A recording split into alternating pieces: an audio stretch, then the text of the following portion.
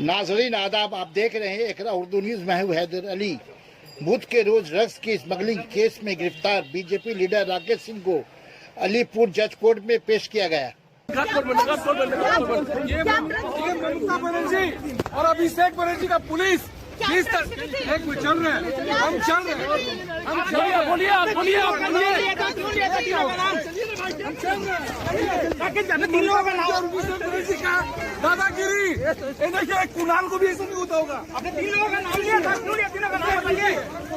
देख